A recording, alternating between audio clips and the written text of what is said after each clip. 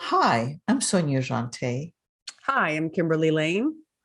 I'm Tom Henschel. Together, we're Unlocking Leadership. We're three executive coaches with very different disciplines. In every episode, we take a question from a client and provide key insights to address their challenge from our three different perspectives. On Unlocking Leadership, we bring a holistic approach to challenges and opportunities. And so we are going to dive right in with our first question.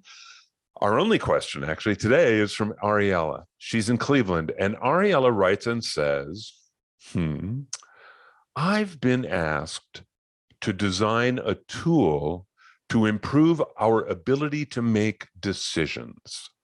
What are key ingredients to making good decisions? And I am giving this to you, Kimberly. What have you got? I can't wait. Perfect. Ariella, oh my gosh, I'm on a plane tomorrow to go to Cleveland. So I'll be kind of talk in person when I get there. How's that? And hopefully you're a Michael Stanley fan. I love Michael Stanley. I grew up in Cleveland, and he's going to have a memorial concert the weekend of December 4th. And I try to get tickets, but can't. For those in the heartland, you know who I'm talking about, MSB, just strike it up. So anyway, I could go on and on about Michael Stanley Band, but we're going to dive right into that question, Ariella.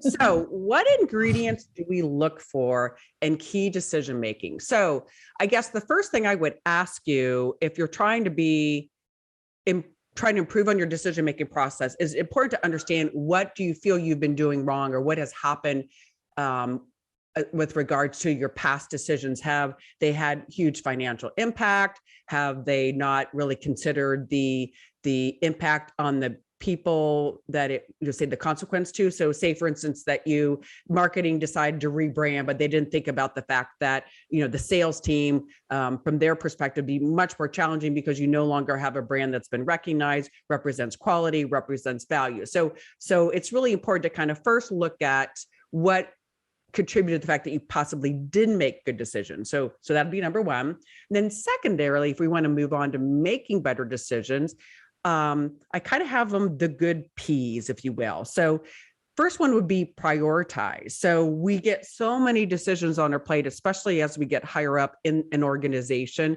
So it's really important to prioritize what are the decisions that you need to be responsible for, and what decisions can be delegated to others. That would be one. And number two is, how does that decision have to be made? Is it a unilateral decision? Is it better to have, say, a group decision? So maybe you're a sales executive and you want to develop a new CRM tool or incorporate a new CRM tool. Maybe it's better for you to delegate that responsibility and have your team look and research 3 different CRM tools and come back to you with a recommendation, and then you unilaterally make the decision. Or should be a really big group decision and you all come to a decisive popular vote, right? So it's really about deciding what's the critical nature of that decision to be made, who is it going to impact, so make the decision-making process inclusive of those people. And then the third piece would be, really looking at however that decision is going to be made, what is the impact from a profit perspective, from a process perspective, from a strategy perspective on that decision? What does it impact on the organization? Be really clear on that and make sure you vetted the possible impacts from A to Z so that you can really be educated on how to make that decision, make sure you're making the right one. And then finally, the final piece is, I know it doesn't start with P, but it does have a P in it. Implement. Who is going to implement this? You guys, you might make the decision, or a committee might make the decision, but who is going to implement that decision? Who is going to be accountable and track the progress and make sure it gets implemented? And who is going to monitor it maybe a year or 2 later, or 6 months later, or 3 months later, just to see was it the right decision? What factors can we improve on in that decision-making process? So that's the initial framework I'm going to put around it for you, Ariella, and I'm going to pass it to, who wants it next? Sonia, take it. Okay. Well, thank you, Ariella. And I haven't been to Cleveland in a long time. No longer the Mistake on the Lake. It's the Rock and Roll Hall of Fame. It is so worth seeing. So I will just give you that. One of the things I'm going to do is I'm going to share a tool that I came across many years ago and it's called Smart Choices. And it's by by John S. We're only human. Yeah. Ralph L. Keeney and Howard Rafa. So we will put it in our show notes.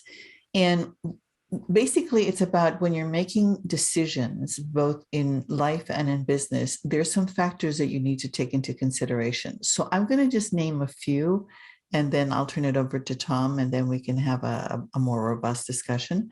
So they talk about the fact that there are certain elements of smart choices when you're making decisions. And the first one is, what is the problem?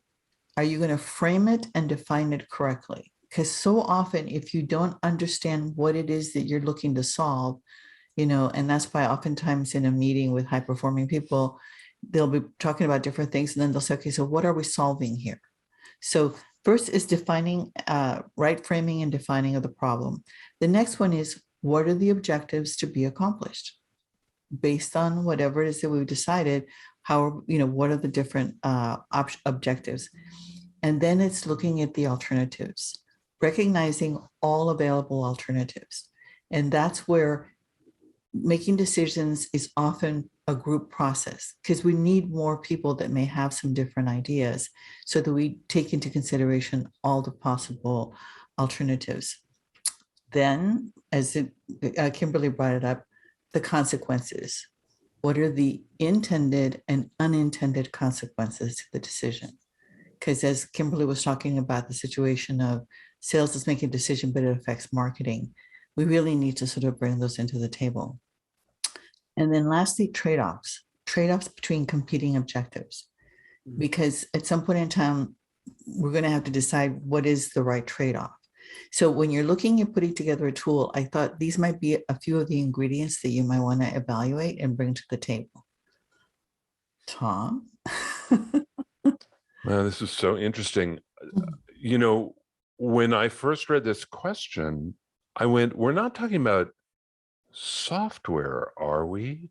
There's a whole branch of software that is all about decision making. Correct. And it's all about collecting data and plugging the data in, and it drives you to decisions. Mm-hmm. I mean, it's a thing. And I assume that's not what Ariella is writing us about. But I just want to be sure and say to Ariella, you might look at software. Maybe that's a tool. I don't know. Mm-hmm. When I think about decision making, I've got two things. And well, one of them is very specific and one of them's less. Let me start with the one that's less specific. Ariella, I think one of the best things you can do to help improve group decision making is to be sure that your team is working. Mm-hmm. So for example, can your team give each other feedback? Mm-hmm. If they can't give each other feedback, you're not going to come to good decisions. You just won't. And I hope that's a really logical cascade. I mean, I so appreciate Kimberly and Sonia both nodding their heads. It's like, I hope this is kind of obvious. Mm-hmm. But Ariella, I think it's something that we often don't spend time on and think of it as having the benefit of we will make better decisions if we can operate more effectively as a team. So I want to suggest you start there. And that encompasses all kinds of adult learning, new behaviors, maybe looking at a book like Crucial Conversations as a team, as a group, to say, if we do this, if we build these skills, we will be better with that decision making. That's number one.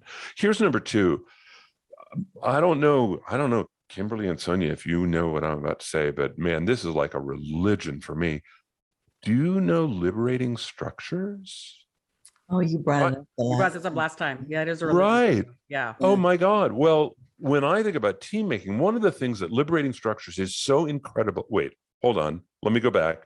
Liberating Structures is a website with free tools for facilitating. And you do not need to be a professional facilitator like the three of us are. Right. It would be written to you as a manager of a team where you could do something that is going to help people reach a decision or whatever it might be. Liberatingstructures.com. go there. Lots free there. But here's another tool to think of, Ariella. Liberating structures will help you with this, but it is something that I think is crucial to good decision-making is, how will you know that everybody really is had a chance to speak, that everybody is bought in? I think it is incredibly difficult in group decision-making to get everybody's voice. And even if everybody finally votes and it's just a majority or whatever, there's people that you don't hear from. That's not anybody's fault. It's just the way it is.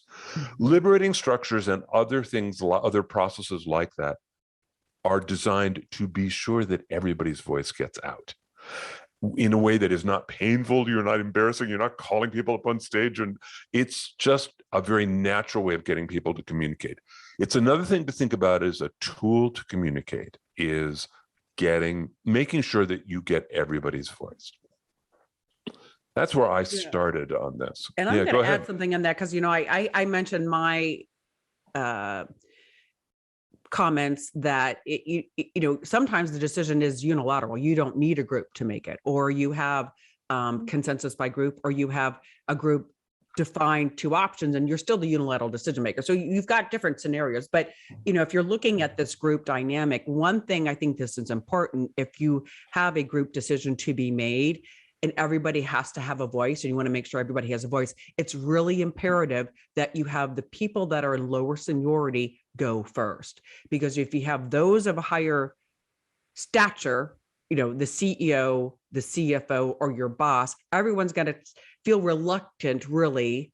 I don't care how psychologically safe an environment. It's just natural that when your superior makes a comment and you were going to oppose them, you might have a very different opinion. You might feel more restrained to speak up. So I think it's important to kind of go from low to high in expressing your opinions, or put them all on, a piece of paper and somebody writes them on the whiteboard or writes them in the chats, whatever. But I think it's really be cognizant of that, because that can really affect the decision-making process and really getting a true, honest take on what people think.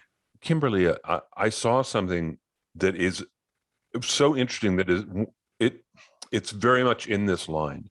There's a team leader that I work with. This guy is so comfortable as a team leader. He's great.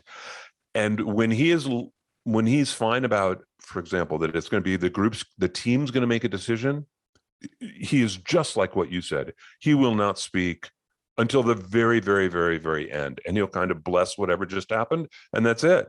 But there's also times when he's going to make the decision and he wants the team to know it, and he goes first. And it's interesting to watch that. And he's kind of signaling to the team, right? Like, this one's important to me, and this is how I feel about it. And so it's interesting how he uses it. I think he uses it in a way that's really healthy for the decision-making of the team. Yeah. And I know this is going to be a big issue for Sonia, or what she does a lot of coaching too. And I wanted to bring this up in this whole decision-making process, Ariella, is that in today's world, it's not so easy.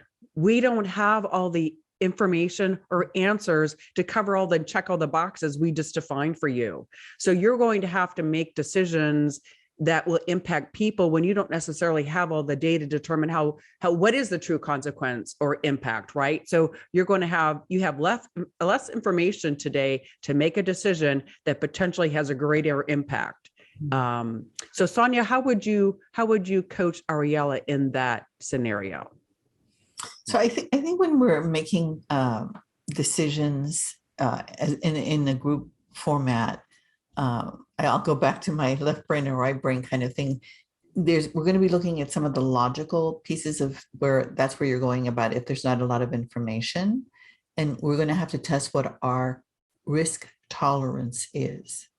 So do we recognize that there's going to be a risk involved in only having 50% of the information, but based on the fact that there's not clarity for the next 6 months or a year, then we're all going to be okay with that 50% risk tolerance. So I think you do have to take a look at that.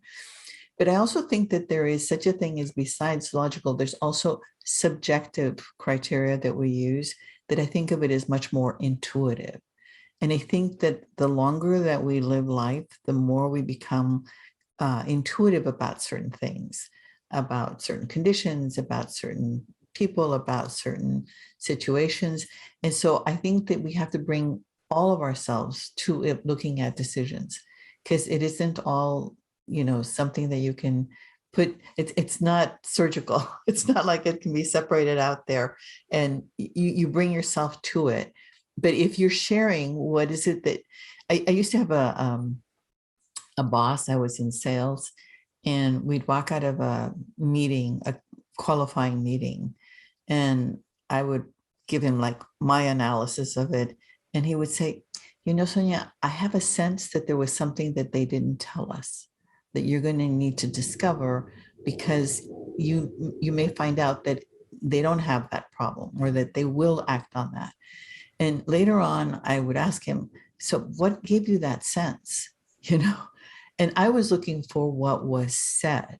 And he was telling me, no, it was not what he said. It's what he didn't say. It's what they didn't bring up. Exactly. That are things that I'm used to hearing, or that I'm used to being able to have a response to. So there's many factors that go in there. For Ariella, who says she's been asked to design a tool Correct. to improve decision making, it might be really interesting to make a space on a tool for that. Do I have a feeling about this? Yes. That would be a really interesting question to ask as part of a decision-making tool. Yeah. Because the more I think you trust your intuition, and your intuition proves that you are correct in your intuition, the more you will leverage that and use it, and the stronger it will be. And it's really at the end of the day, based on your past experience in a similar scenario and what has transpired as a result of a decision made, that you start to build that intuition too. It's not just totally on your gut. I mean, there's experience and other things that come into play in building that intuition. It's not just fly by the seat of my pants, right? So yeah, it's a intelligent intuition, if you will. Yeah, I think also I'm going back to something that I think may go under my heading of teams and team building, is ground rules. Like Kimberly, you say, not every decision is going to be unilateral, but whatever, or that team leader that I deal with, right, where he wants to make some decisions, but I think he has kind of ground rules that are he's pretty clear with his ground rules, actually, that this is the way things are going to go. And I think everybody knows, and, he keeps his words to his people. But I think helping people understand how we're making this decision, like you said, and being really clear with it up front, or I think clarity is going to help. And I also think there's a why in there. Why are we making this decision?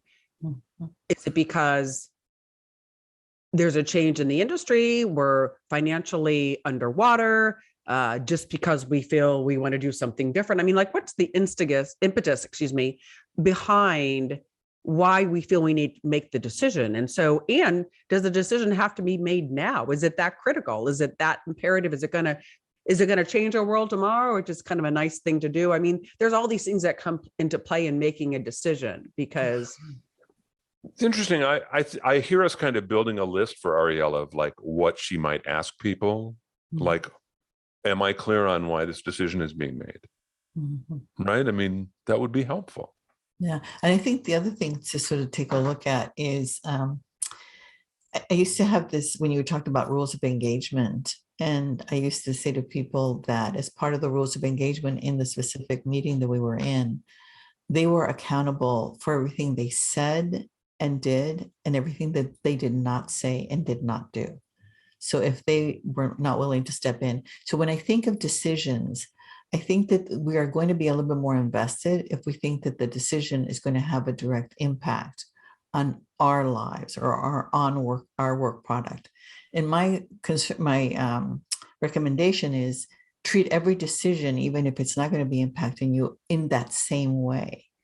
Put yourself in the shoes of the people that are going to be affected by that decision, because sometimes decisions are linked in some way, and your ability to recognize what does that mean in terms of on their side, are they going to need to be doing things differently or more or less? That kind of thing, I think, matters. All right. Well, thank you, Ariella from Cleveland, for your question today. We hope you, our viewers and listeners, gain new insights on what to include to make better decisions. To our listeners, if you like the content we shared today, please like this episode and also share and subscribe to our YouTube channel, Unlocking Leadership askthecoaches.com. We look forward to reading your reviews. You can also find Unlocking Leadership Ask the Coaches on Apple Podcasts or your favorite podcast platform. If you have a leadership question or would like to reach out to our coaches, please email us at info@unlockingleadership-askthecoaches.com. We would love to hear from you. Thank you for joining us today, and tune in to the next time to find more keys to unlocking your best leadership.